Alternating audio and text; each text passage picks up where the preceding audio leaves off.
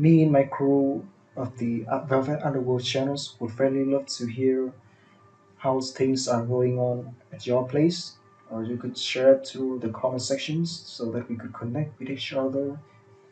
Uh, we would love to build a community of people who love touching stories about mafia bosses. Now, let's enjoy today's stories, shall we? When a woman in torn, battered clothes walked into the most expensive hotel in the city, everyone laughed. The concierge adjusted his cufflinks and pretended she wasn't there.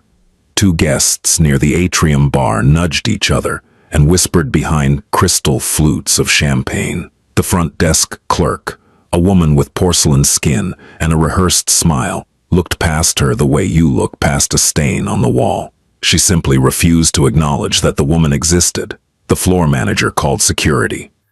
They all assumed the same thing. She was homeless, confused, possibly on something. A woman who had wandered in from the rain, looking for a warm lobby and a bathroom she could lock behind her. It happened sometimes, not often at the Belhavet, one of the top 5 luxury hotels on the eastern seaboard, but it happened. And when it did, there was a protocol. Quiet, efficient, no scene. Except they were all making a mistake that would cost some of them their careers, and one of them far more than that. The Belhavet Hotel occupied an entire block of downtown Richmond, Virginia, its facade a wall of pale limestone and floor-to-ceiling glass that reflected the city back at itself, like a mirror that only showed what was beautiful. Inside, the lobby stretched wide and tall, 3 stories of open air, crowned by a geometric skylight that scattered afternoon light across floors of dove-gray marble so polished they held your reflection like still water. Everything was deliberate. The temperature was kept at exactly 68 degrees.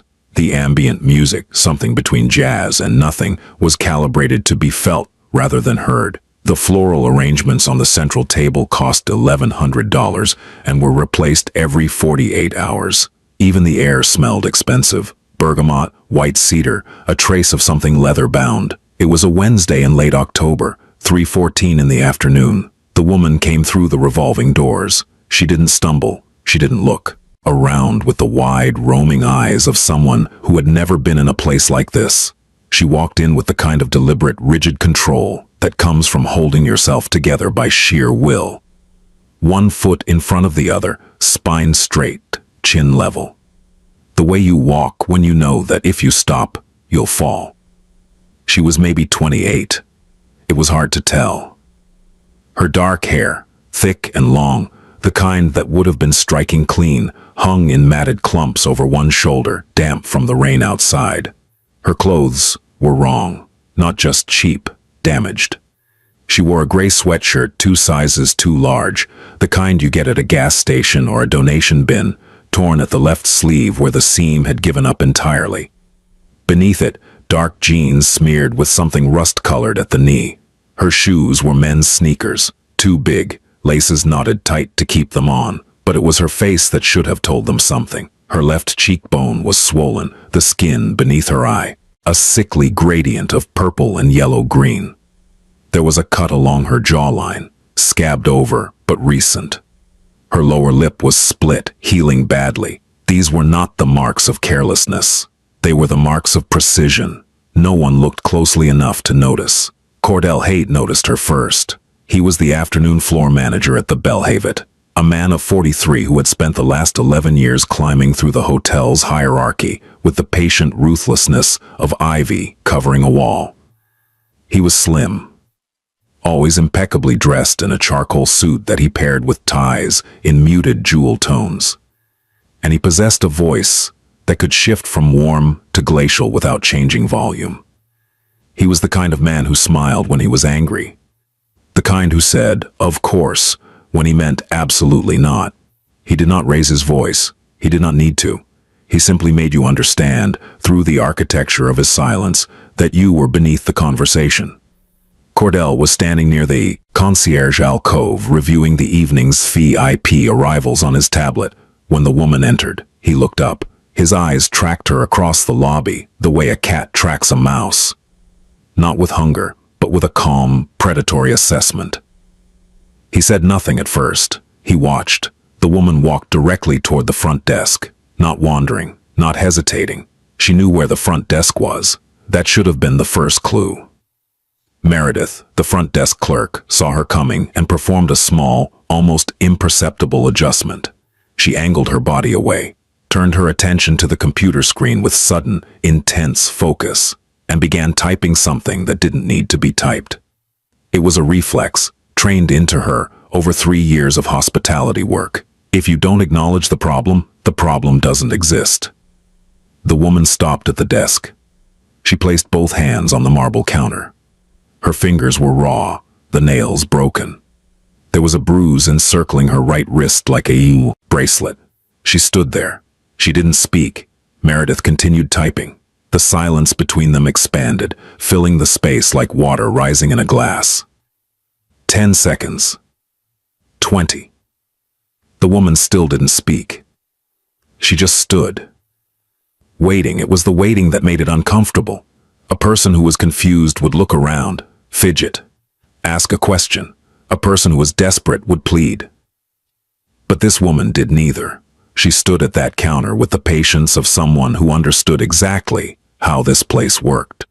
Who knew that the staff would try to ignore her. Who knew they were hoping she'd leave on her own so they wouldn't have to make it a thing. She wasn't going to leave. A couple at a nearby table, the kind of couple that existed in this hotel, like set dressing, ornamental and expensive, exchanged a glance. The woman, late 50s, with a diamond tennis bracelet and a blow-dry that cost more than Marin's last paycheck, whispered something behind her hand.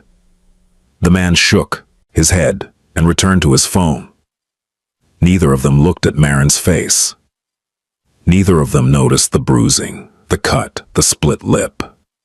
They saw the sweatshirt. They saw the dirty hair. And that was enough. The story wrote itself in their minds. Homeless, addict, lust, case closed. This was how the Belhavet worked, not with locks and gates, with assumptions. The building sorted people the moment they crossed the threshold, the way an immune system identifies foreign bodies. If you belonged, the air embraced you. If you didn't, it pushed you out, silently, politely, with a smile and a redirect to the nearest shelter. The violence was in the civility.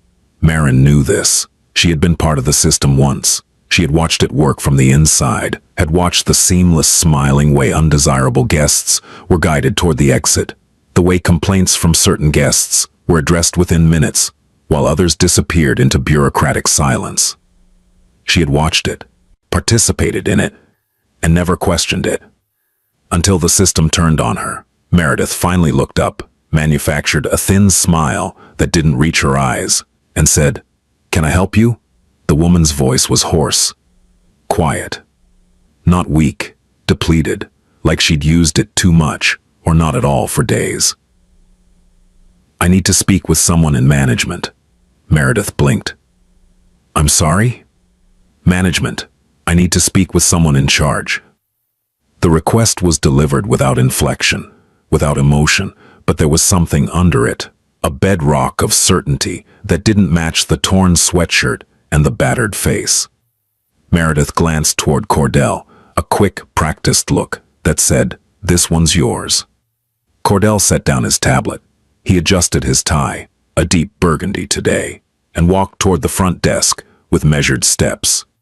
He positioned himself 2 feet to the left of Meredith, not behind the counter but beside it, establishing himself as a gatekeeper rather than a servant. "Good afternoon," Cordell said. His voice was warm, smooth, calibrated to the exact temperature of professional concern. "I'm the floor manager. How can I assist you?"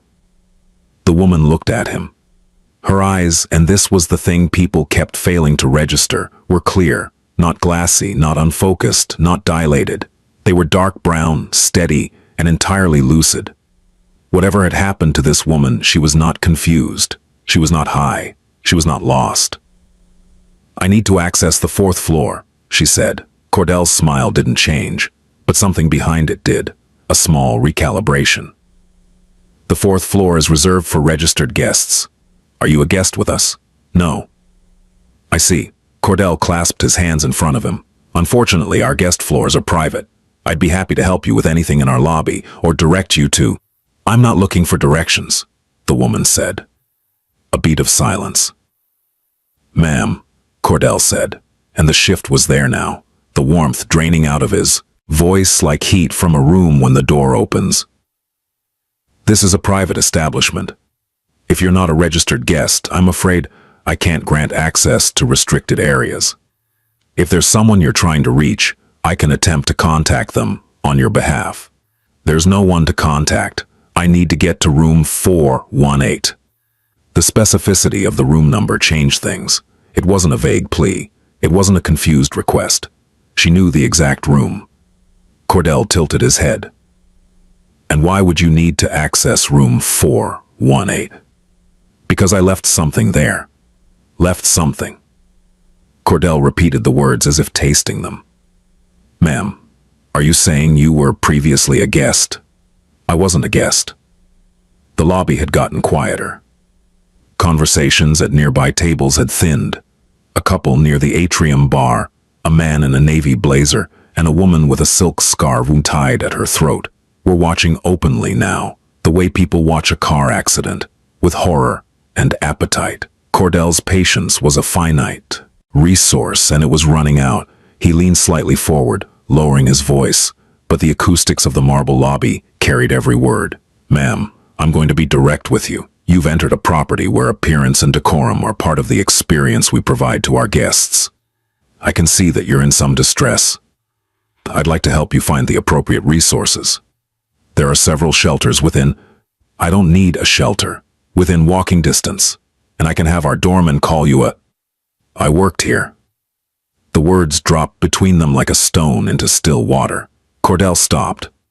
For the first time, his composure cracked. Just barely. Just a hairline fracture across the surface of his polished expression. He recovered in less than a second, but the damage was done. Something had shifted. I'm sorry.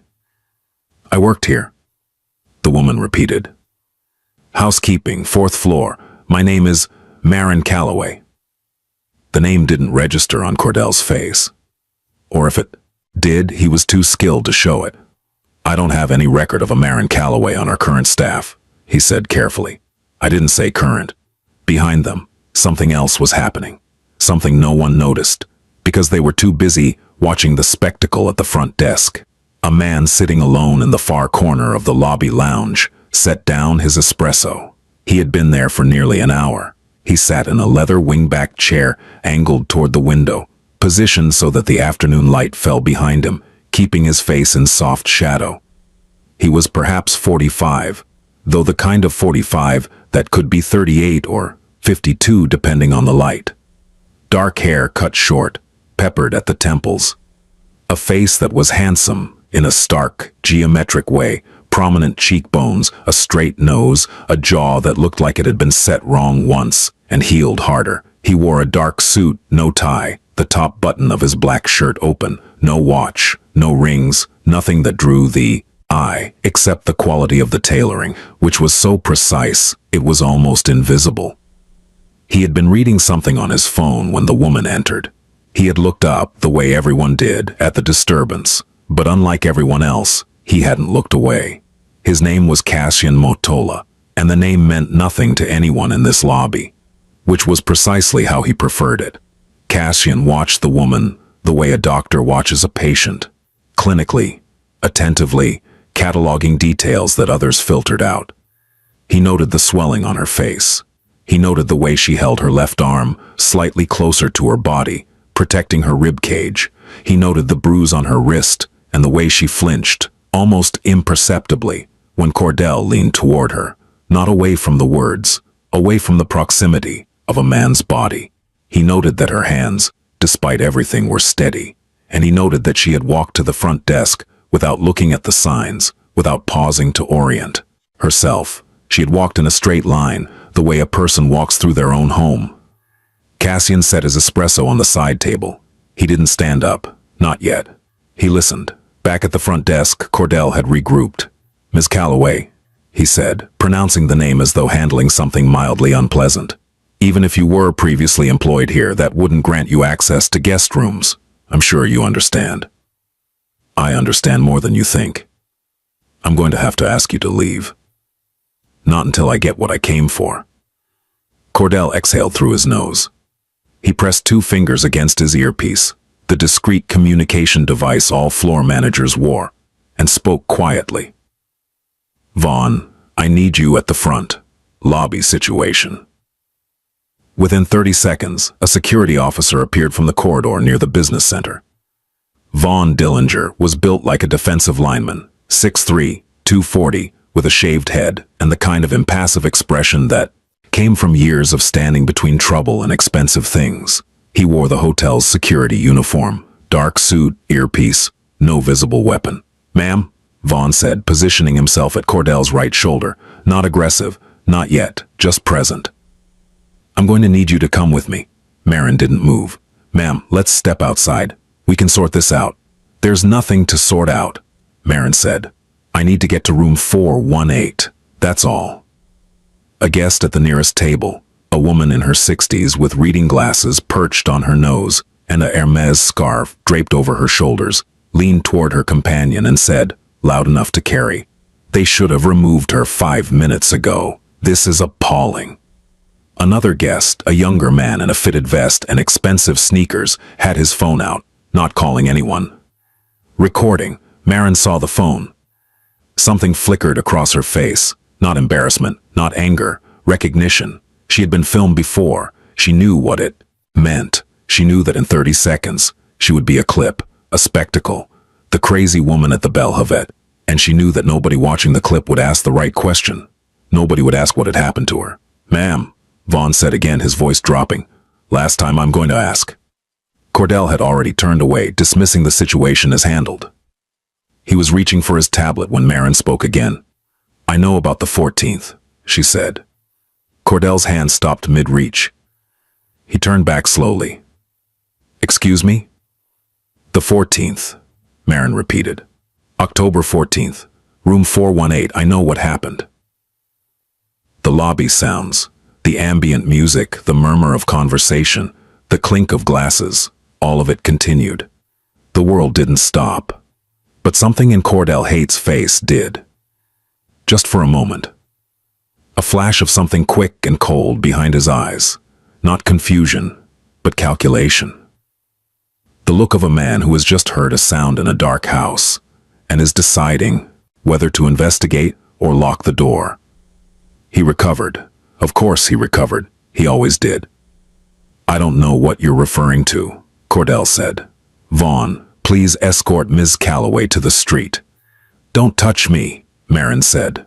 She didn't shout it. She said it the way you say something you've had to say too many times. Flat, practiced, final. Vaughn hesitated.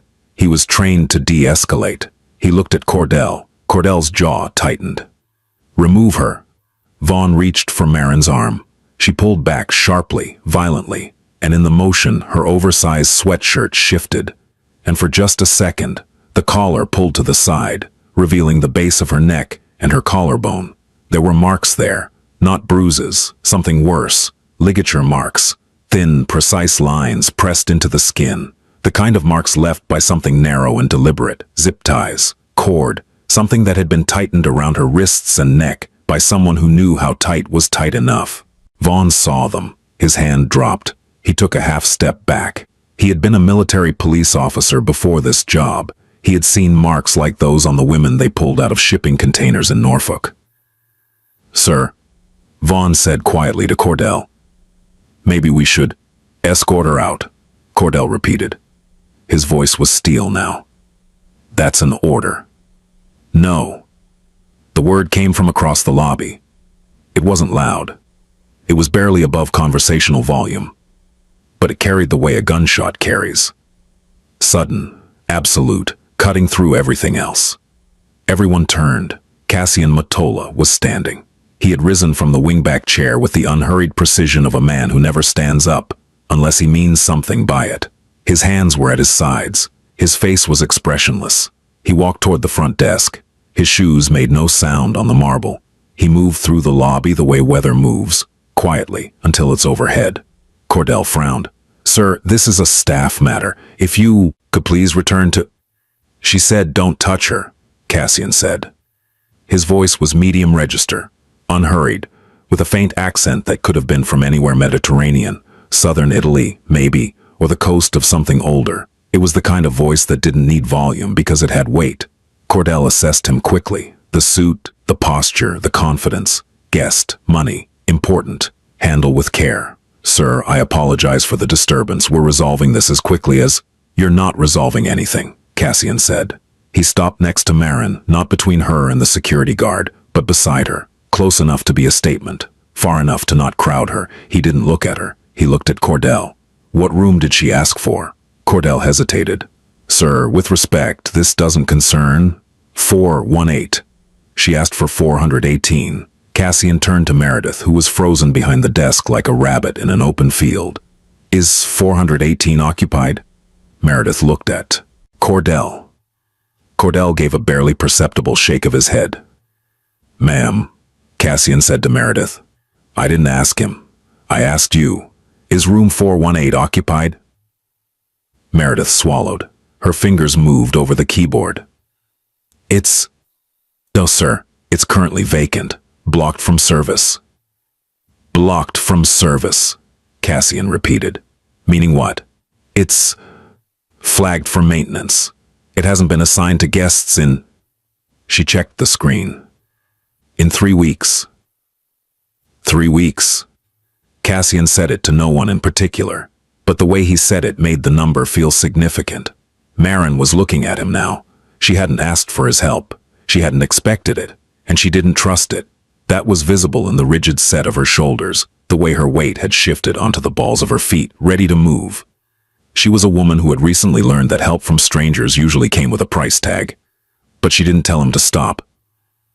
"Sir," Cordell said, and now there was an edge, a blade, wrapped in silk. "I appreciate your concern, but this woman is trespassing. She is not a guest, she is not staff, and she is causing a disruption. Our security team..." "Your security team," Cassian said, "just saw ligature marks on this woman's neck and was about to drag her into the street." He paused. "Is that the experience the Belhavet provides?" The words landed like a slap. Cordell's face went still. The guests within earshot went quiet. The man with the phone lowered it slightly. Cassian turned to Marin for the first time. He looked at her face, the bruising, the cut, the split lip. And his expression didn't change. He didn't wince. He didn't perform sympathy. He just looked. "You worked here," he said. Not a question. "Yes." "When?" "Until 3 weeks ago." "What happened 3 weeks ago?" Marin's jaw tightened. She looked at Cordell, then back at Cassian. "That's what I'm trying to find out." Cassian studied her for another moment. Then he turned back to the front desk, reached into his jacket, and produced a black card. He placed it on the marble counter in front of Meredith. "Book room 418, he said. "Under my name." Cordell stepped forward. "Sir, I told you that room is blocked. Unblock it. I can't simply..." "Unblock it or I'll call Roman Kessler." Cassian said the name the way you lay down a winning card. "He manages this property for Ashcroft Hospitality Group, correct? I believe he's in New York today. I can have him on the phone in about 90 seconds. Do you want me to explain to him why his floor manager is refusing service and manhandling a visibly injured woman in front of guests who are filming it?" He nodded toward the young man with the phone, who suddenly looked like he wished he were somewhere else. Cordell's face went through a series of rapid calculations, cost-benefit analysis performed at the speed of self-preservation. He looked at the black card on the counter. He looked at Cassian. He looked at the phone camera.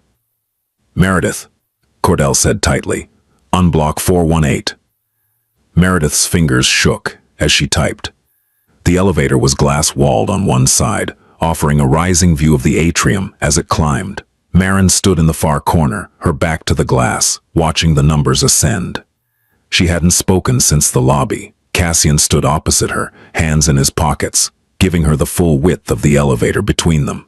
He didn't try to fill the silence. He understood, in a way that most people didn't, that silence was where the truth lived. The elevator smelled like cedar and cold air. Marin's hands were trembling. She pressed them flat against her thighs to still them. But the tremor moved up her arms and into her shoulders. It wasn't cold, it wasn't adrenaline, not entirely. It was the body's delayed response to proximity, to being inside this building again, inside these walls that she had walked through every day for 2 years, pushing a cart loaded with fresh linens and miniature bottles of French shampoo, smiling at guests who never looked at her face. She had known the sound of every elevator in this hotel. This one hummed at a slightly higher pitch than the service elevator, which rattled and groaned and always smelled faintly of cleaning solution and overcooked salmon from the kitchen below. She had known which hallways had cameras and which didn't. She had known that the ice machine on the 4th floor was louder than the others, and that housekeeping stored the backup linens in 412, because the closet door on the east wing jammed every summer when the humidity swelled the wood. She had known this hotel the way a body knows its own skeleton, from the inside, structurally, invisibly, and she had known that something was wrong long before she found proof. It started with small things. Rooms that were supposed to be vacant, but showed signs of use. A crumpled towel in the bathroom, a depression in the bed, the faint scent of perfume that didn't match the hotel's signature fragrance. Rooms that were blocked from the booking system for maintenance, but never received a work order. She had mentioned it to her supervisor once, casually, the way you mention a leaky faucet, just an observation, barely a concern. Her supervisor, a tired woman named Glynis, who had been cleaning rooms for 19 years and had long since stopped asking questions, had looked at her with flat eyes and said, "Some rooms are handled differently. Don't worry about it. Don't worry about it." In hospitality, that phrase was a padlock. It meant, this is above your pay grade. This is not your business. This is the kind of curiosity that gets you transferred to the night shift, or scheduled for the worst rooms, or simply not scheduled at all, your hours dwindling week by week, until you took the hint and quit. Marin had taken the hint, for a while. But the rooms kept bothering her. She noticed patterns. Certain rooms on the 4th floor, 418, 416, 420, were consistently blocked during specific weeks. She noticed that Cordell Haight personally handled the key cards for those rooms. She noticed that on the mornings after those rooms were in use, the housekeeping assignments were rearranged so that only Glynis or Cordell himself handled them. Never the regular rotation, never Marin, until the day Glynis called in sick, and the system assigned room 418 to Marin by default. That was the day she found the first camera. That was the day everything changed. The elevator opened on the 4th floor. The hallway stretched out in both directions, dim and silent, carpeted in deep charcoal, with brass sconce lighting that cast warm circles on the walls. It smelled exactly the same. Lemongrass. That was the 4th floor's signature scent, piped through the ventilation system. Each floor had its own. The 6th was eucalyptus. The penthouse was something smoky and unnamed. Marin stepped out. She turned left without thinking. Cassian followed, but slowly. He let her lead. He watched her move through the corridor with the unconscious certainty of muscle memory. She didn't check room numbers. She navigated by feel, by the invisible geography that only people who had worked a space day after day possessed. She stopped in front of room 418. The door was closed. A small placard hung from the handle. Out of service. Maintenance. Marin stared at the sign. Something moved behind her eyes, not tears, but something harder, compressed fury. "They blocked it," she said quietly. Cassian said nothing. He extended the keycard Meredith had programmed downstairs. Marin took it. Her fingers brushed his palm, and she pulled away quickly, not from revulsion but from reflex, the reflexes of a woman whose body had been recently taught that contact meant pain. She swiped the card. The lock clicked green. She pushed the door open. Room 418 was dark. The blackout curtains were drawn. The air inside was stale. Not the recycled freshness of a regularly serviced room, but the flat, dead air of a space that had been sealed. Marin reached for the light switch. She knew exactly where it was without looking. 6 inches inside the door, 4 feet from the floor, left side. The overhead lights came on. The room was clean.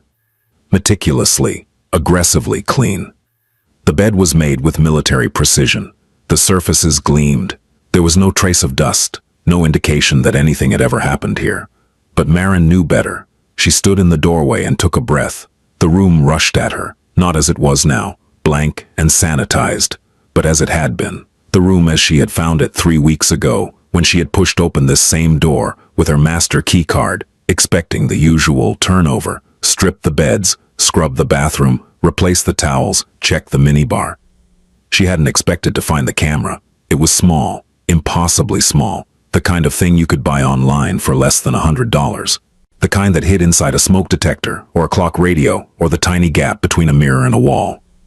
She had found it by accident, or by instinct, or by the particular alertness that comes from spending your life in spaces where you are not seen and therefore have learned to see everything. She had been wiping down the mirror above the desk when she noticed the angle was wrong. The mirror had been moved, fractionally, half an inch, and in the gap between the mirror and the wall something glinted. She had pulled the mirror forward and found it. A lens the size of a pencil eraser, wired to a transmitter no bigger than a matchbox, taped to the back of the frame. She had stared at it for a long time, and then she had made the worst decision of her life. She had reported it. Marin walked into the room now, past the bed, past the desk, straight to the bathroom. She dropped to her knees on the tile floor and reached behind the toilet, running her fingers along the underside of the porcelain tank. Nothing. She reached further, pressing her cheek to the tile, stretching her arm into the narrow gap between the tank and the wall. Her fingers found it, tape, the edge of a small, hard rectangle. She pulled. The tape resisted, then gave. A USB drive came free in her hand, black, unmarked, no bigger than her thumb. She closed her fist around it and exhaled. The breath came out ragged, shaking, the sound of a woman who had been holding something in for 21 days. She leaned her forehead against the cool porcelain of the toilet tank and allowed herself 5 seconds. 5 seconds of not being strong. 5 seconds of remembering the night she had hidden the drive here, crouched on this same tile floor, hands shaking, heart slamming, knowing she was about to hand her phone to a man she instinctively didn't trust, knowing she needed insurance, knowing she had maybe 60 seconds before Prescott expected her back in his office. She had pulled the USB drive from her pocket. She always carried one, a habit from college, backing up essays and photos, and she had taped it to the cold pipe behind the toilet with a strip of medical tape from the first aid kit under the sink. 30 seconds. Door closed. Back to Prescott's office. Phone handed over with a smile that she hoped looked trusting. It had been the smartest thing she'd ever done, and it had taken less time than brushing her teeth. 5 seconds ended. She straightened up. "Is that what you came for?" Cassian asked from the doorway. He hadn't entered the room. He was leaning against the frame, arms crossed, watching her with that same clinical attention. "Yes." "What's on it?" Marin stood up. She steadied herself against the sink. She looked at him in the mirror, his reflection framed in the doorway behind her, and for a moment, neither of them spoke. "Proof," she said. Downstairs, Cordell Haight was in his office. The office was behind the concierge wing, through a door, but guests never noticed because it was designed to be invisible. Same color as the wall, no signage, the handle flush with the surface. Inside it was small, but immaculate. A glass desk, a single orchid, a wall of monitors showing live feeds from the hotel's security cameras. Cordell was on the phone. "She's here," he said. His voice was low, controlled, but there was a vibration underneath it, the frequency of fear. "She came in through the front. I tried to remove her. There was a guest involved. He interfered, insisted on giving her access. She's on 4 right now." He listened. "I don't know what she has. I don't know what she found. I thought you said it was taken care of." He listened again, longer this time. No, I'm not going to do that. This is your problem, not mine. I did what you asked. I deleted her file. I wiped the schedule. When she disappeared, I told HR she abandoned her position. I've done my part." A pause. "She has marks on her, Marcus. She looks like she was—" He stopped, swallowed. "What did you people do to her?" The voice on the other end said something that made Cordell close his eyes. "I'm not going to prison for this." Cordell whispered. Do you understand me? I am not going to prison. He hung up. He stared at the monitors.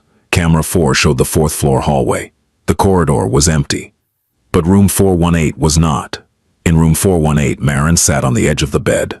The USB drive was in her closed fist, resting on her knee. She hadn't cried. She wasn't going to. Cassian remained in the doorway. He had not entered the room, not sat down, not made any gesture toward comfort. He simply stood and waited, the way a person waits at a bedside, present without demanding. You don't have to tell me anything, he said. Marin looked at him.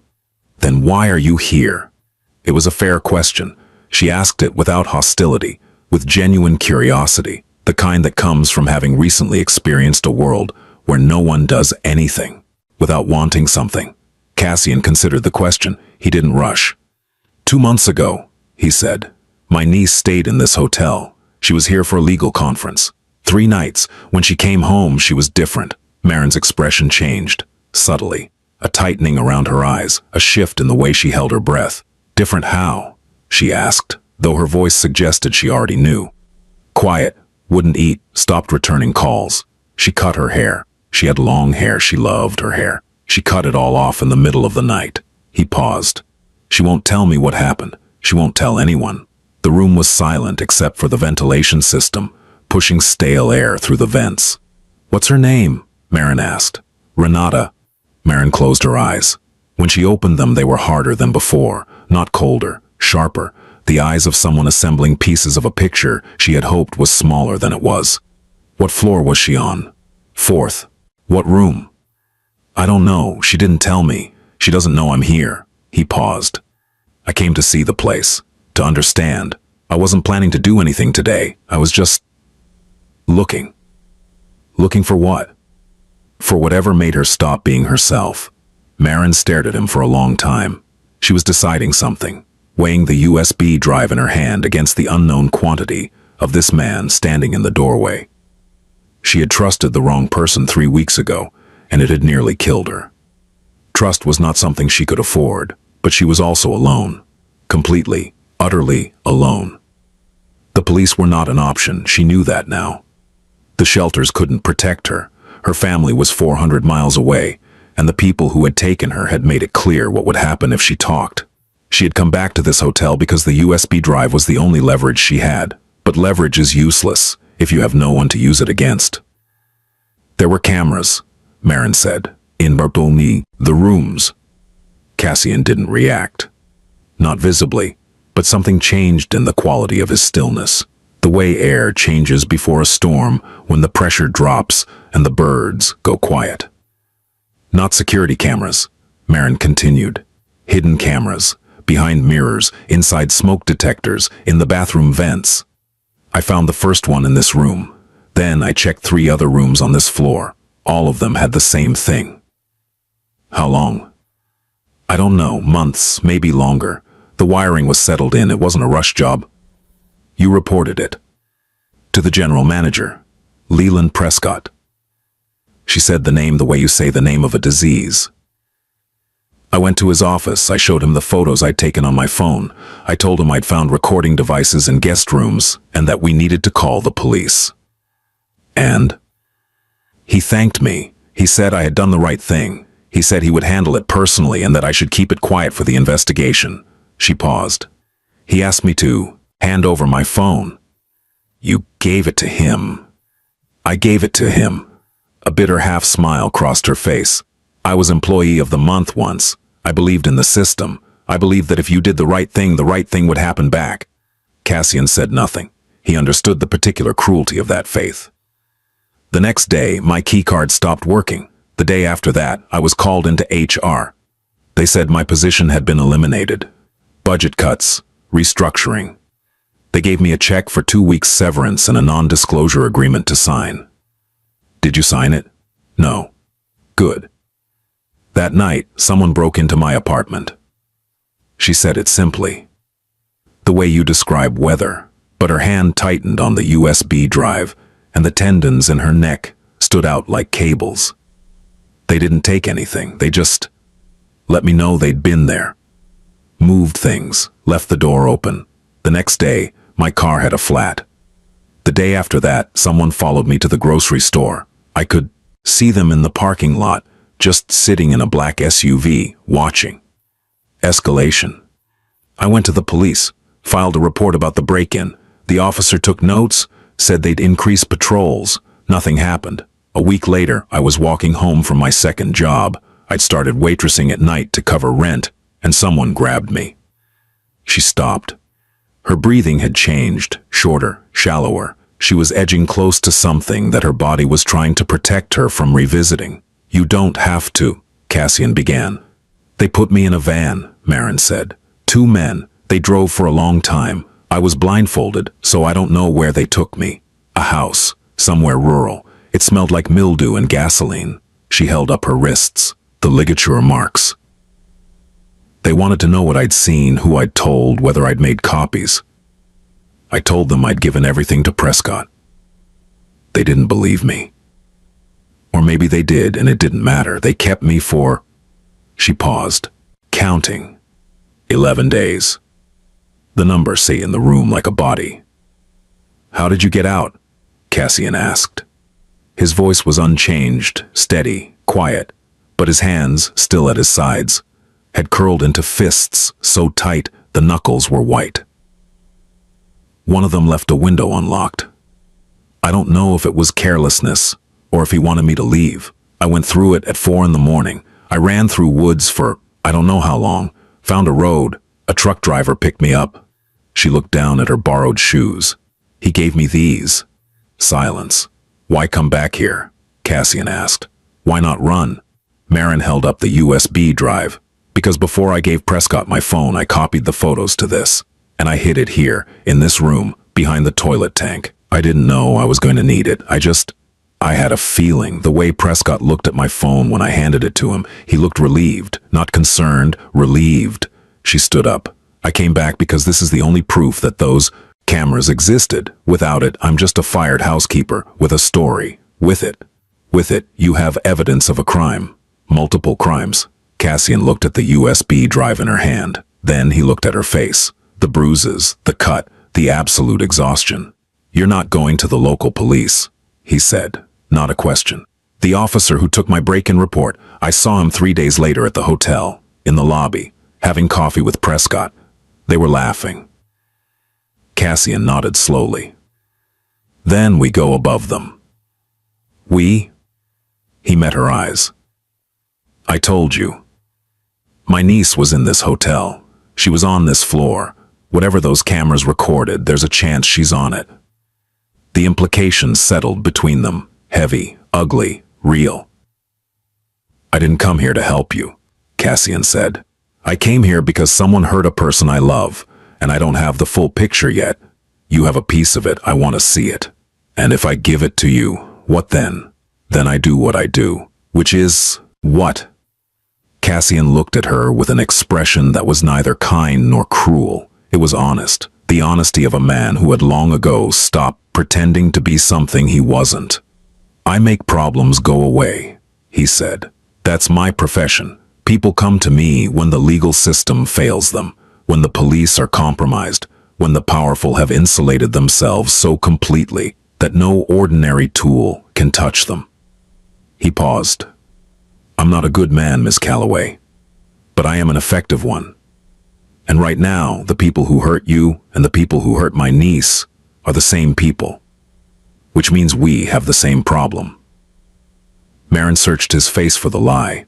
She had become an expert in lies over the past 3 weeks. The lie of safety, the lie of authority, the lie of someone who says they'll handle it. She didn't find one. That scared her more than anything. "I need a computer," she said. "I need to see what's on this drive before I give it to anyone." Cassian pulled out his phone. "I'll have a laptop brought up. Clean. No network connection if you prefer." "I prefer." He made the call. Short. 3 sentences. No names. They waited. Marin sat on the edge of the bed. Cassian leaned against the wall near the door, arms crossed, eyes on the hallway. Neither of them spoke. But the silence between them had changed. It was no longer the silence of strangers. It was the silence of two people standing on the same side of a line they hadn't known existed until today. 7 minutes later, there was a knock at the door. Cassian opened it. A young man in a dark coat, no hotel uniform, no identification, handed him a slim silver laptop and left without a word. Cassian set the laptop on the desk and stepped back. Marin plugged in the USB drive. The screen glowed to life. The drive contained 47 photographs and 3 video files. The photographs were what Marin had described: hidden cameras in guest rooms, close-ups showing the devices concealed, behind mirrors, inside smoke detectors, tucked into bathroom ventilation grills. The images were clinical, documentary, taken by someone who understood that evidence needed to be clear, well-lit, and unambiguous. But the 3 video files were different. They were not footage from the hidden cameras. They were recordings from Marin's phone, shakily filmed, low resolution, shot in haste.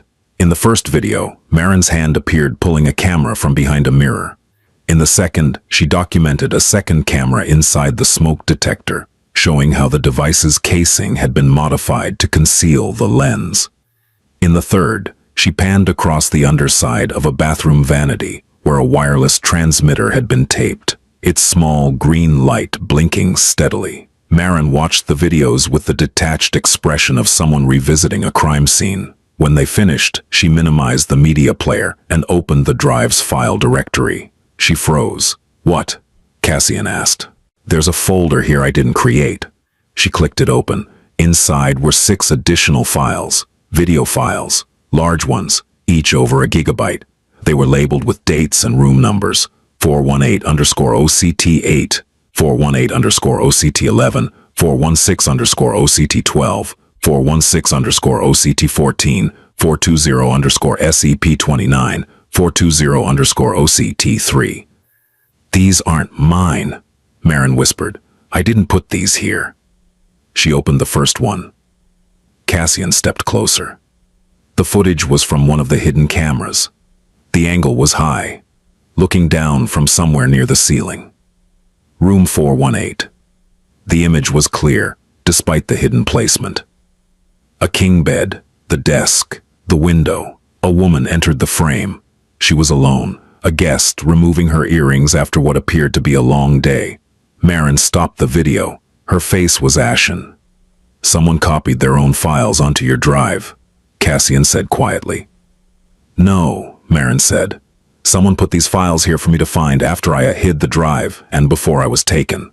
The implication was staggering. Somewhere inside this hotel, someone else knew about the cameras, someone who had access to the recordings, someone who had found Marin's hidden USB drive and, instead of taking it, had added to it, someone who wanted these recordings found. "Play the one from October 14th, Cassian said. Marin looked at him. "You told the manager downstairs that you knew about October 14th. That's what stopped him cold." Marin shook her head. "I said that because it's the day before I was fired. I was fishing. I didn't know there was actually footage." She clicked the file, 416_OCT14. The video showed room 416. The angle was similar, high corner, looking down at the bed.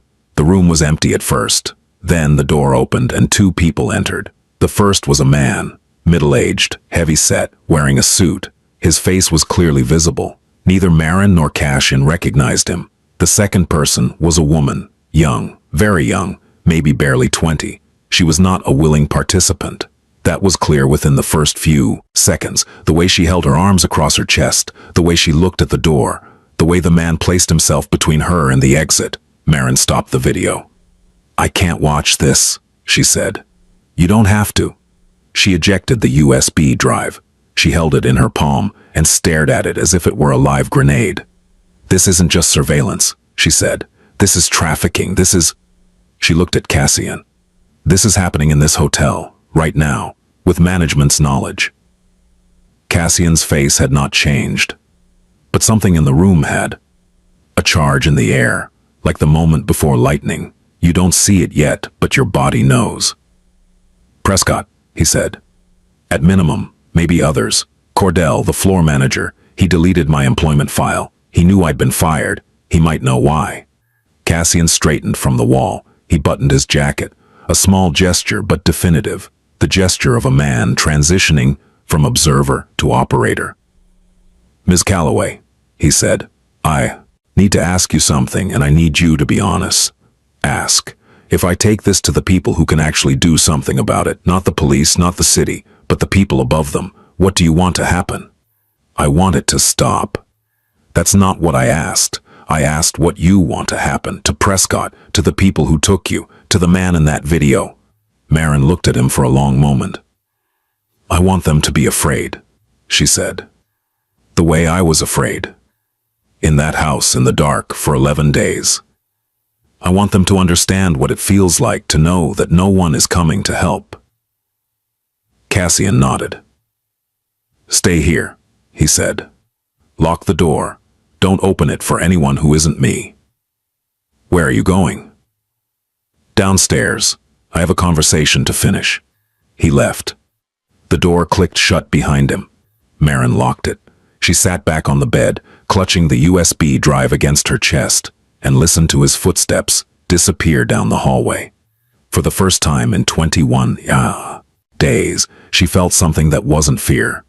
She wasn't sure what to call it yet, but it felt like the ground under her feet. The elevator descended in silence.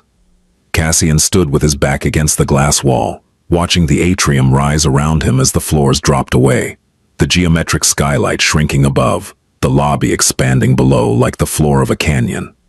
He could see the tiny figures of guests moving through the space, unaware of what was happening 4 floors above them, unaware of what had been happening in this building for months, perhaps years, while they slept and ate and left reviews about the thread count of the sheets. He made 2 phone calls before the elevator reached the ground floor. The first was to a man named Aurelio. The conversation lasted 12 seconds. Cassian said a name, Leland Prescott, and an address, the Belhavet Hotel, Richmond, Virginia. He said, "I need everything. Tonight." He hung up. The second call was to a woman. Her name was Tova. She was a former federal prosecutor who now worked exclusively for people like Cassian, doing the kind of legal work that existed in the spaces between what was lawful and what was just. The conversation lasted 30 seconds. Cassian told her there was digital evidence of a sex trafficking operation run through a luxury hotel, that the local police were compromised, and that the evidence had been obtained by a former employee who had been kidnapped and held for 11 days. Tova said one word. "Where?" "Richmond. The Belhavet. I'll have FBI field office on standby within the hour. Don't touch anything else. And Cassian, don't do anything stupid before they get here." "I never do anything stupid," Cassian said. "You do everything stupid. You just do it well." He hung up as the elevator doors opened. The lobby had changed in the 20 minutes he'd been upstairs. The energy was different, charged, uncertain. Word of the confrontation at the front desk had spread. Through the staff the way fire spreads through dry grass. Bellhops huddled in pairs near the luggage racks, whispering. A waitress from the lobby bar kept glancing toward the concierge wing where Cordell's office door was closed. Cassian walked straight to that door. He didn't knock. He turned the handle. It was locked, and stood there for a moment perfectly still. Then he knocked. Once. The sound was quiet, but carried an authority that a battering ram would have envied. Nothing. "Mr. Haight," Cassian said through the door. "You can open this, or I can have it opened. The second option involves more people and more noise, and given what I now know about this hotel, I don't think noise is in your interest." 3 seconds passed. The lock clicked. The door opened. Cordell stood inside his immaculate office, and he looked like a man who had been dismantled from the inside. His tie was loosened, the first time in perhaps a decade that his appearance had shown a crack. His face was pale, slicked with a thin sheen of sweat. His eyes were the eyes of an animal that has heard the trap spring shut, but hasn't yet felt the teeth. "Close the door," Cassian said, stepping inside. Cordell closed it. He retreated behind his glass desk, positioning it between them like a barricade. "I don't know who you are," Cordell said. His voice was attempting steadiness and failing. "But whatever that woman told you, sit down." Cordell sat, Not because he wanted to, but because his legs made the decision for him. Cassian remained standing. He didn't pace. He didn't loom. He simply stood in the center of the small office, taking up no more space than necessary, and yet somehow filling the room entirely. "I'm going to ask you questions," Cassian said. "You're going to answer them.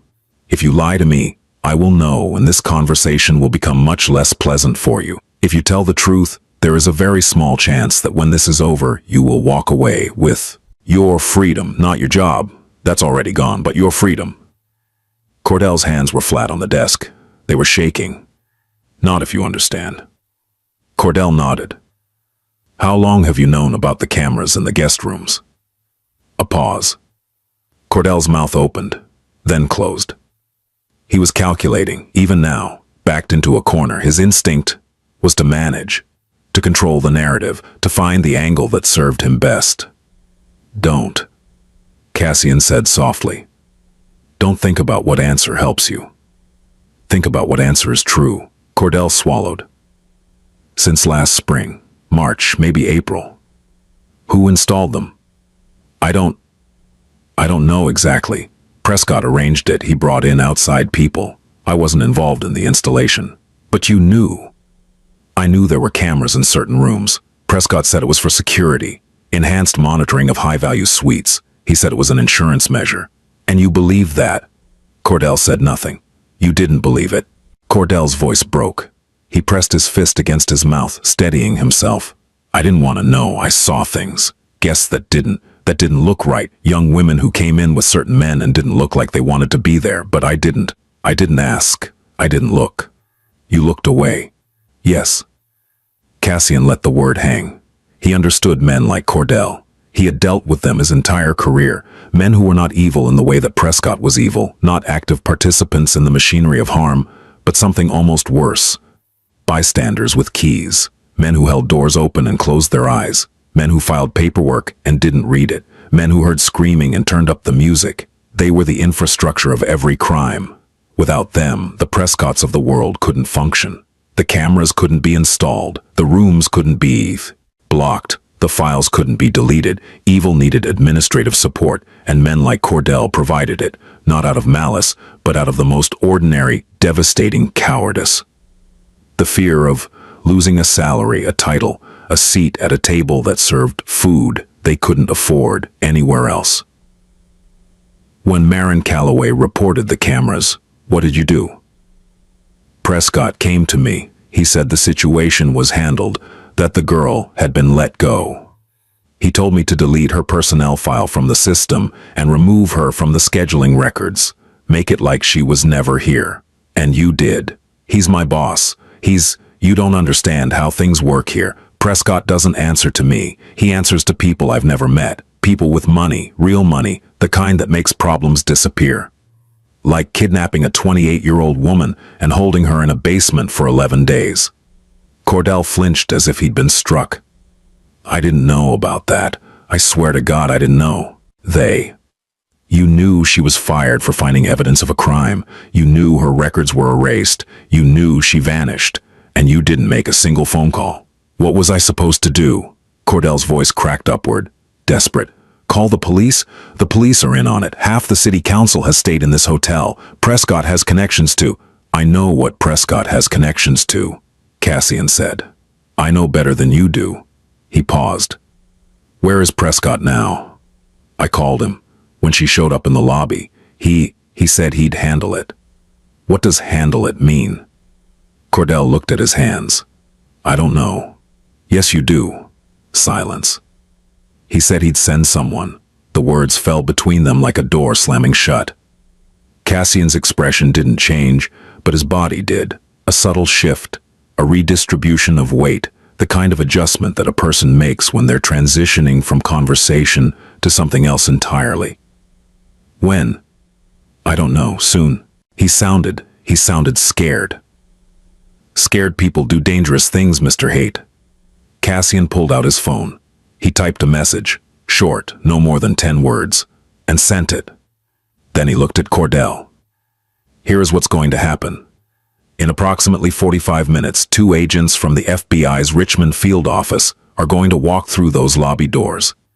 They will have a warrant for the hotel's server room, Prescott's office, and every room on the fourth floor. They will also have a warrant for your computer and your phone. Cordell's face went the color of ash. Before they arrive, you have a choice. You can sit here and wait for them, and when they ask you questions, you can tell them everything you just told me, the truth, all of it. If you do that, and if a competent attorney argues that you were coerced and cooperating under duress, there is a chance, not a guarantee, but a chance, that you avoid the worst of what's coming. And the other option?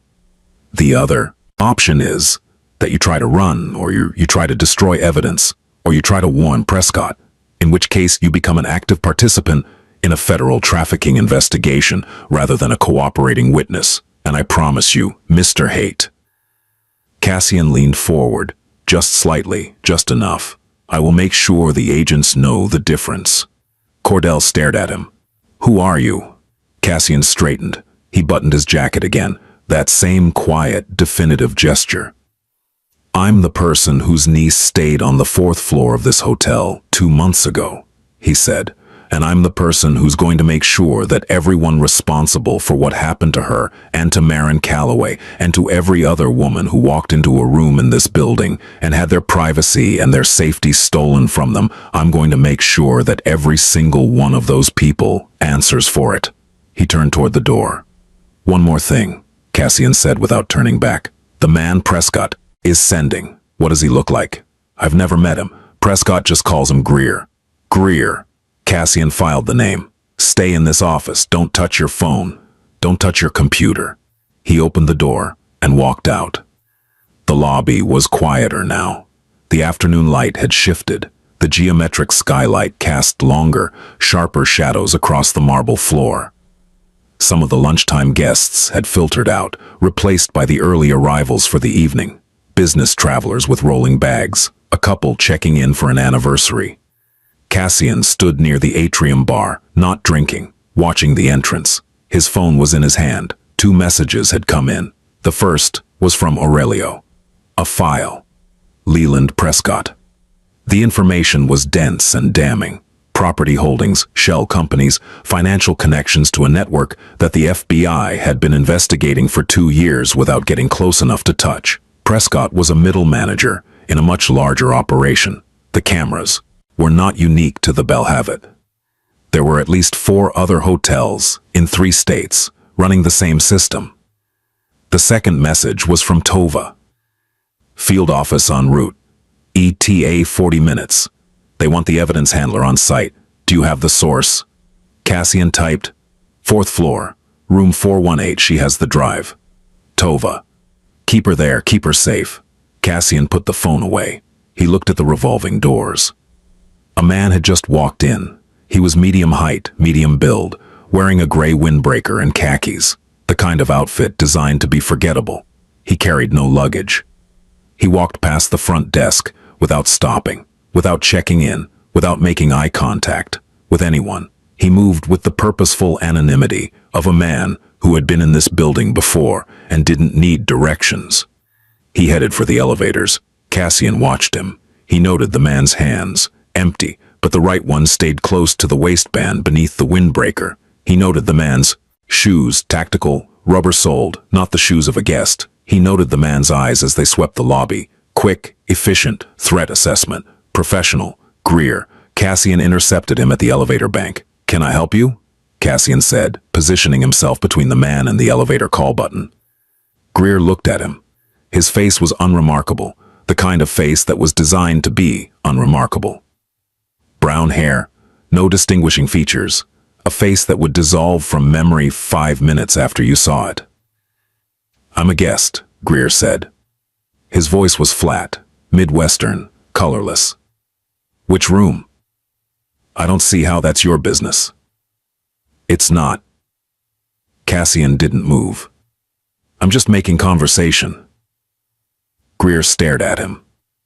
Something passed between them. A mutual recognition. Not of faces or names, but of kind.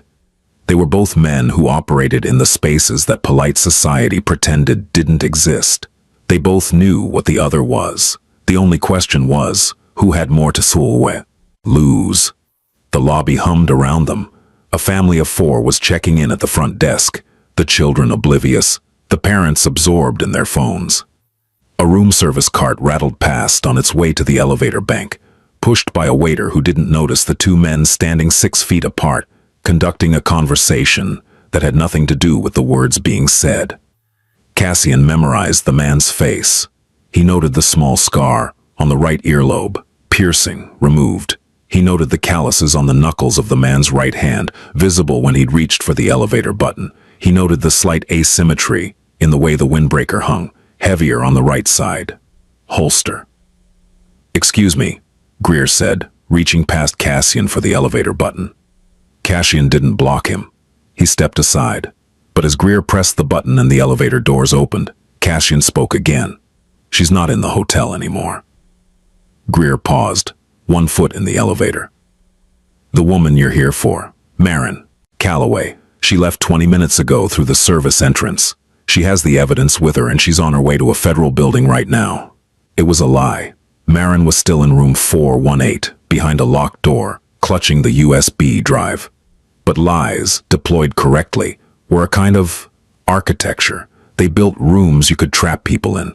Greer turned slowly. His hand had migrated closer to his waistband. "I don't know what you're talking about," he said. "Then it won't matter that I'm telling you." Cassian met his eyes. "Go back to whoever sent you. Tell them it's over. The FBI has been contacted. The evidence is out of this building. Whatever Prescott promised you, it's not enough. Not for what's coming." Greer's face didn't change, but his hand stopped moving. He was calculating, the same kind of calculation Cordell had done, but colder, more practiced.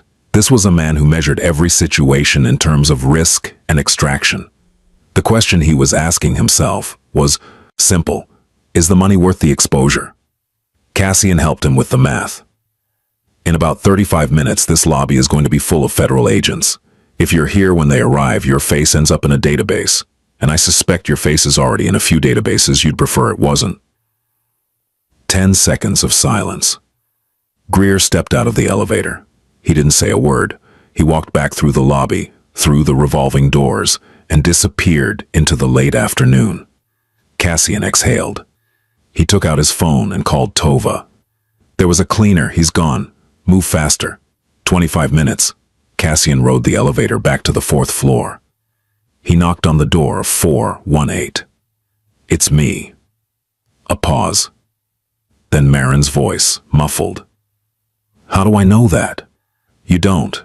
But I'm the only person who's told you the truth today."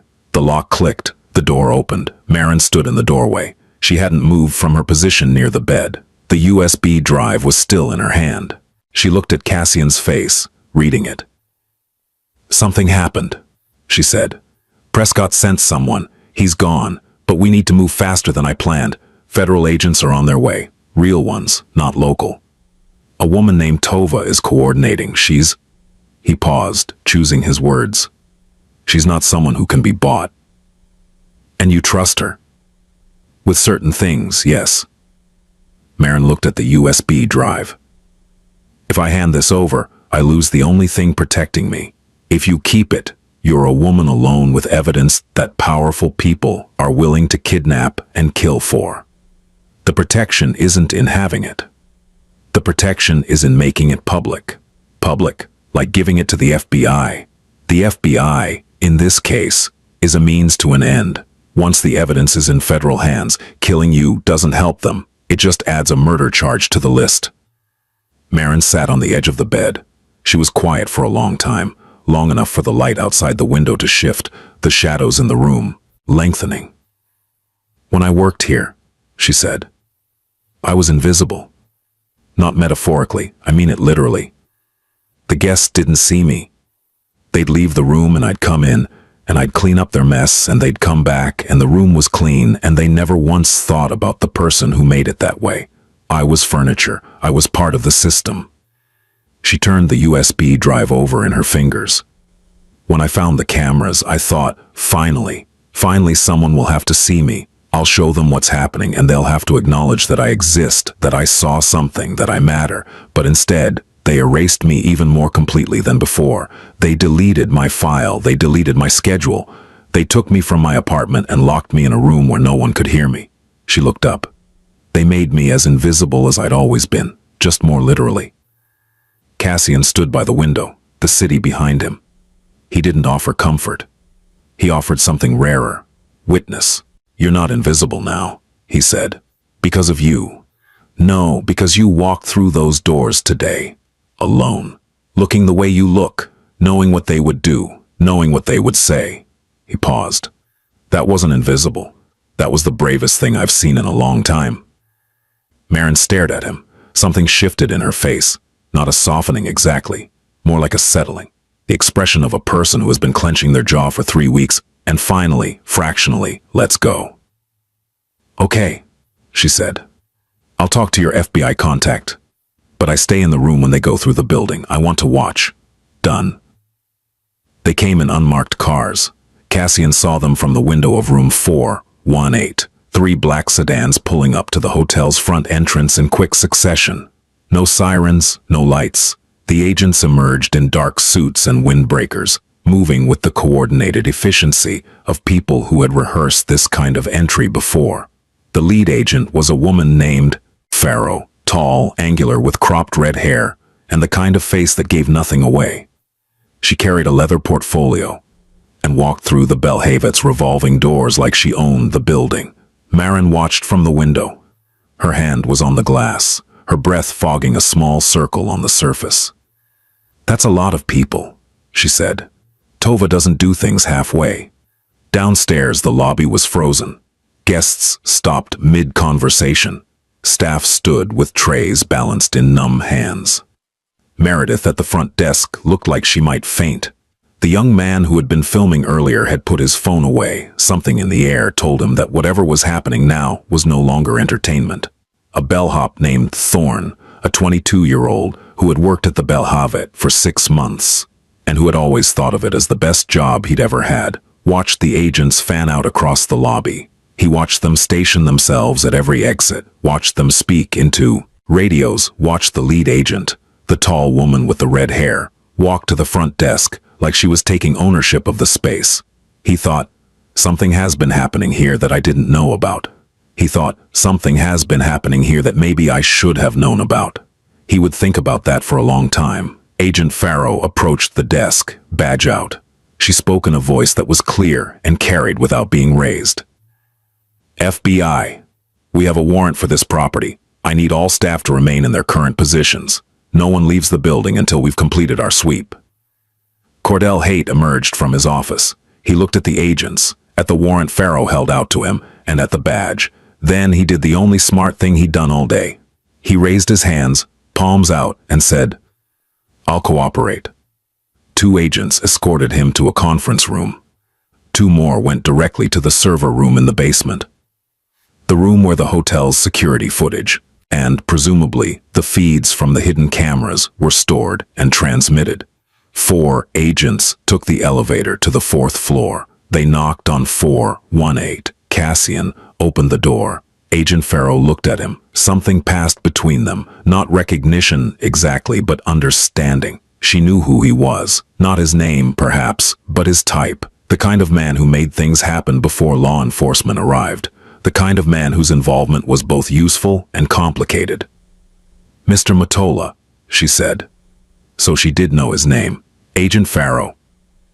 Tova sends her regards. She also says, and I'm quoting, "Don't be there when I arrive.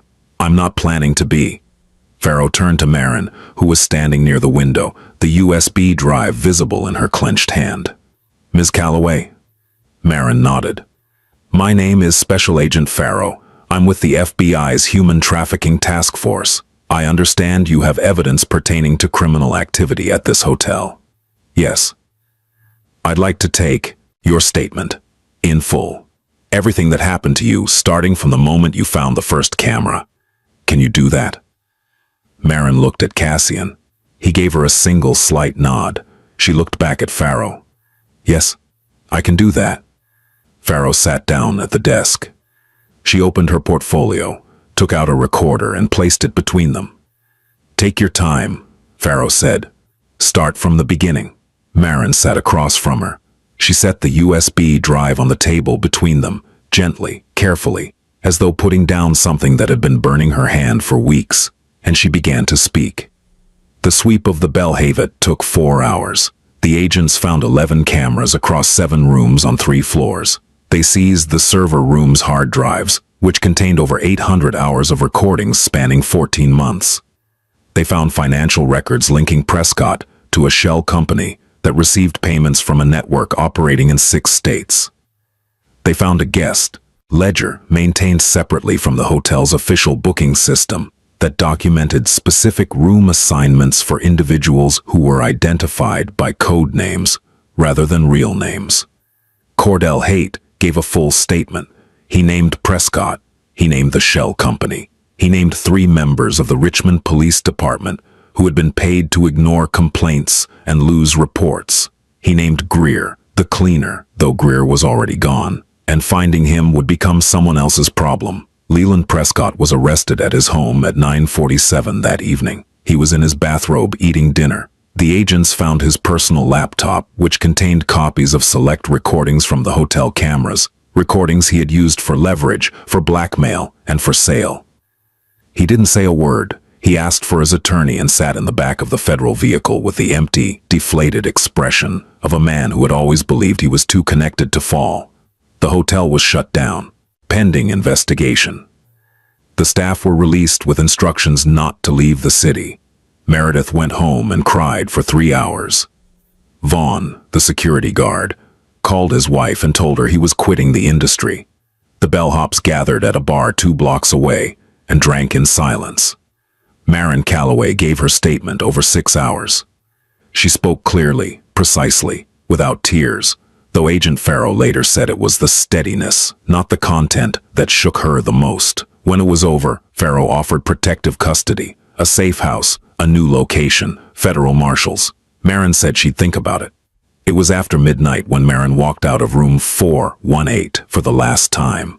The 4th floor hallway was transformed. Yellow evidence tape across 3 doors, an agent stationed at each one end of the corridor, the lemongrass scent overwhelmed by the clinical plastic smell of evidence bags and latex gloves. She paused at the door of room 416. Through the slightly open doorway, she could see the forensic team working, 2 technicians in gloves carefully dismantling the smoke detector above the bed, another photographing the bathroom vent. They moved with the quiet precision of archaeologists, excavating something fragile and terrible. This was the room from the October 14th video. The room where the young woman had stood, with her arms crossed over her chest, looking at the door. Marin touched the door frame. She thought about all the rooms she had cleaned, thousands of them, over 2 years. She had made beds, replaced towels, emptied trash cans, wiped down surface. She had done it automatically, efficiently, the way you do any repetitive task until it becomes invisible. She had never thought about what happened in those rooms after she left. The rooms were just rooms. They were spaces that existed to be cleaned and reset, like stages between performances. But rooms remember.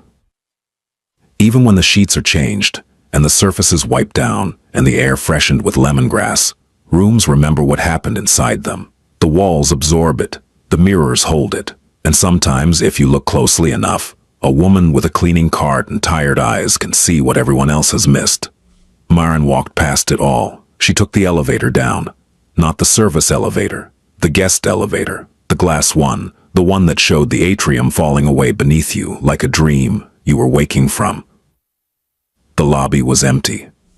The agents had finished their initial sweep. The guests had been relocated.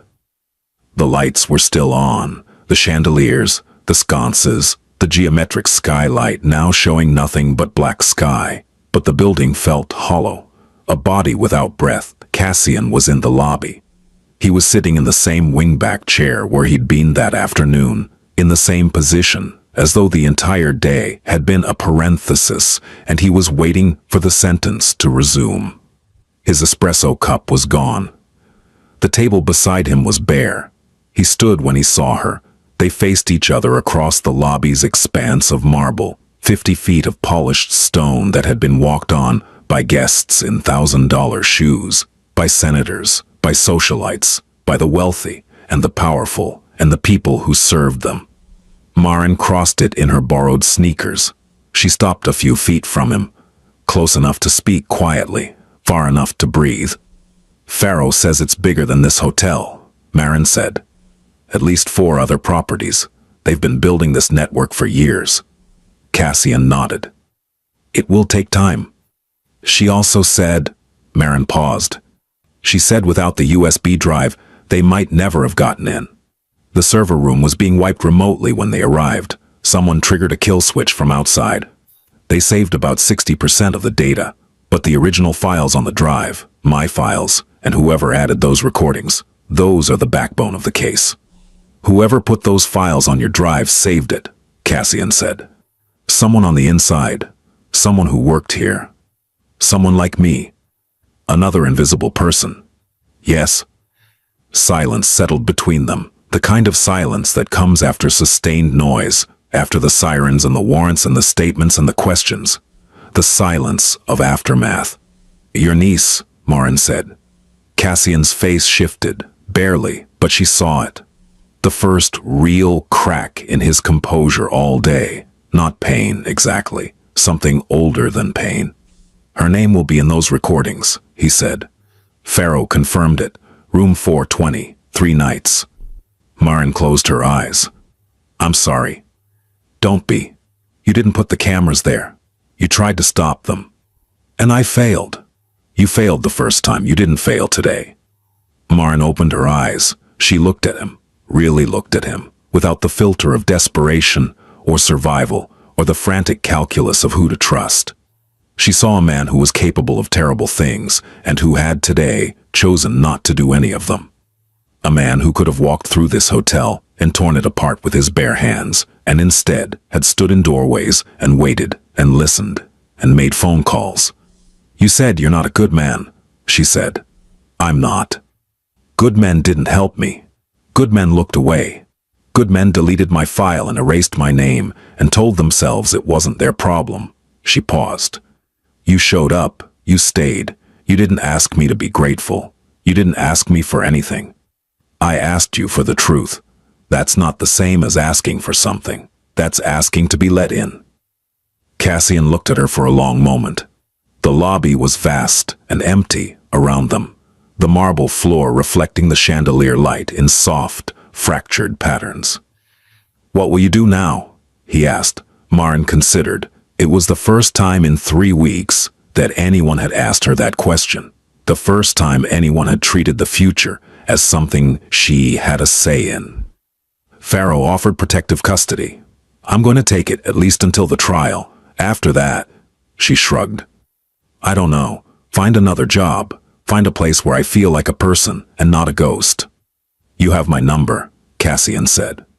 Tova's too. If you need anything, legal representation, relocation, resources, call. Why? Because you walked through those doors today, and you changed the trajectory of a federal investigation. Because my niece might get justice because of what you did. And because... He stopped, reconsidered, started again. Because someone should have been there for you 3 weeks ago. Someone should have listened to you the first time. They didn't. I can't fix that. But I can make sure you're not alone going forward. Maren didn't say thank you. She didn't cry. She didn't hug him, or shake his hand, or make a promise. She nodded. It was enough. Maren walked out the front door of the Belhavet at 12:47 in the morning. Not through the service entrance. Not through the loading dock, or the kitchen corridor, or any of the invisible pathways she had used every day for 2 years. The arteries of the building that kept it alive, while remaining hidden from the people who enjoyed it. She walked through the front door, the revolving glass doors that she had only ever seen from the inside, pushing her cart past while guests glided through in cashmere and cologne. The doorman was gone, sent home with the rest of the staff. The brass handles of the door were cold under her palms. She pushed through, and the October night opened up around her. The air was cold. It hit her face, and her bare arms, and the places where her borrowed sweatshirt gaped. She stood on the limestone steps and breathed deep, full breaths, the kind she hadn't been able to take in 3 weeks because her ribs were bruised and her lungs were tight with fear. The smell of the city at night, exhaust, wet asphalt, the faint sweetness of fallen leaves in the gutter. It was ugly and real and uncurated, nothing like the bergamot and white cedar of the lobby, and it was the most beautiful thing she had breathed in 21 days. She looked up. The sky was overcast, the clouds reflecting the city's ambient light in a dull, orange glow. No stars. In Richmond, you rarely saw stars. The light pollution swallowed them, but she remembered that when she was a child, before her family moved to the city, she had lived in a house in the country where the night sky was thick with them. Her mother would hold her up at the bedroom window and point to constellations, naming them in a voice that made the universe feel small and safe. That was a long time ago, before the moves, the jobs, the steady erosion of stability that led her, eventually, to a housekeeping uniform and a cart full of clean towels. Before the Belle Havette. Before the cameras. Before the room with no windows and the sound of a lock turning from the outside. But the stars were still there. Behind the clouds, behind the light, you just couldn't see them. The city was still alive. Richmond doesn't sleep, not fully. There are always lights, always the distant sound of traffic, always the hum of a place that keeps going regardless of what happens inside its buildings. A federal agent was waiting by a dark sedan at the curb. He opened the passenger door. "Miss Calloway, I'm your transport to the safe house." Marin looked back at the hotel one last time. The Belle Havette stood tall and pale against the night sky, its limestone facade glowing under the floodlights, its lobby visible through the glass, like a stage after the play has ended. Lit, empty, waiting. She had entered this building for the first time 2 years ago, through the employee entrance on the south side, wearing a polyester uniform and carrying a bag lunch. She had been nervous and grateful and eager to do a good job.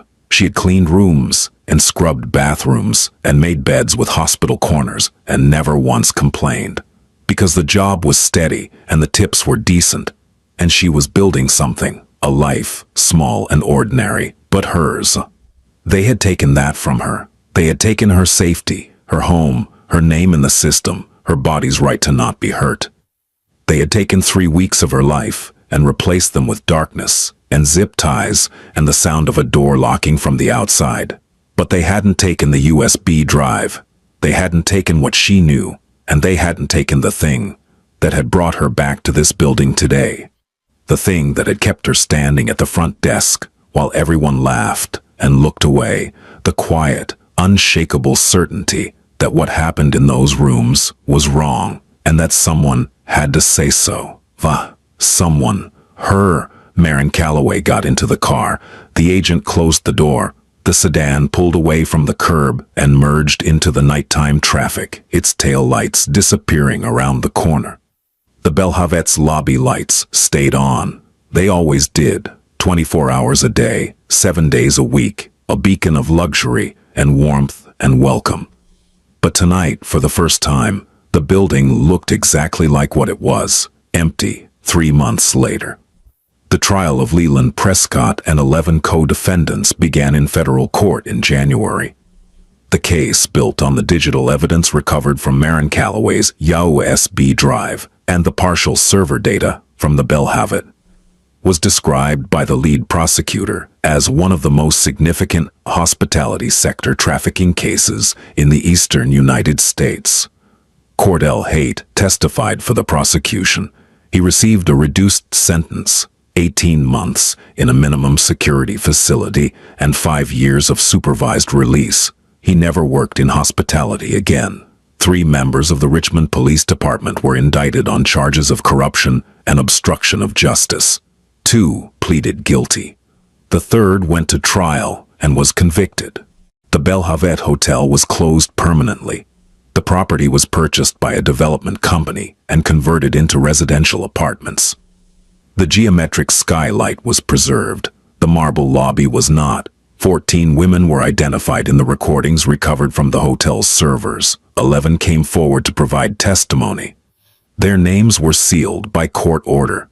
The youngest was 19. She had been a college student attending a campus recruitment event hosted at the hotel. She had gone to bed in what she believed was a safe, clean room in a reputable establishment. She had undressed, showered, slept. All of it recorded. All of it transmitted to a server that fed content to people who paid for the privilege of watching. She testified on a Tuesday morning in March.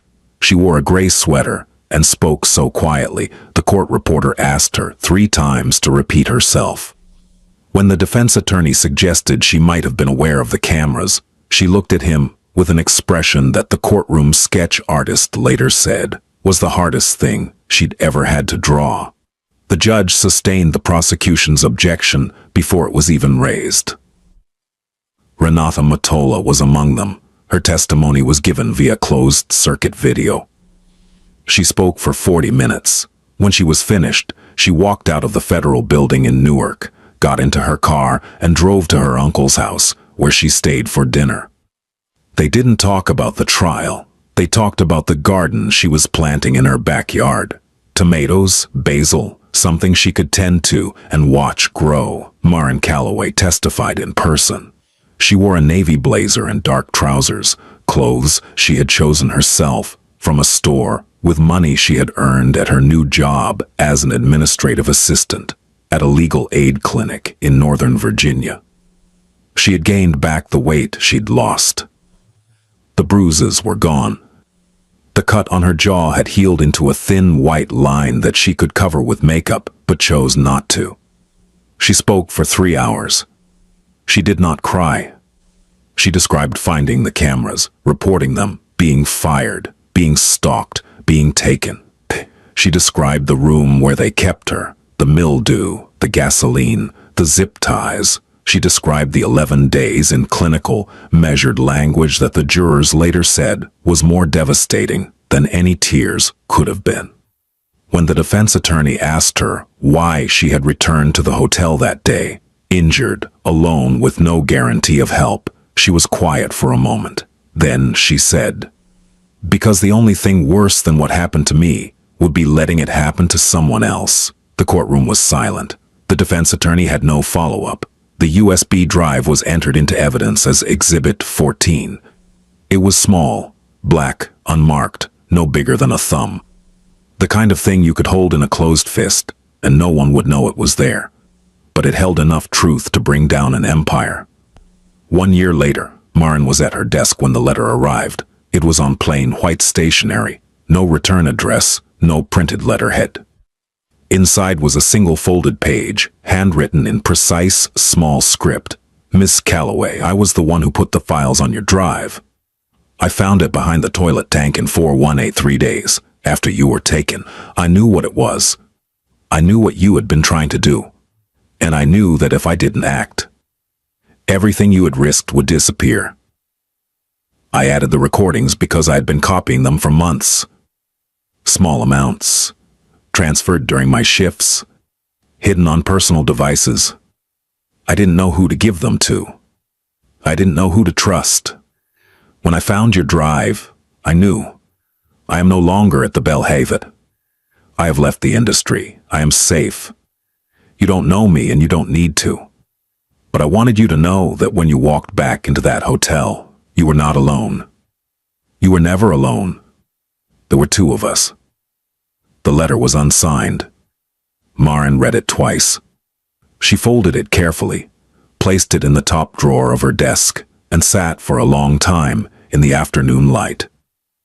Then she stood up, put on her coat, and went back to work.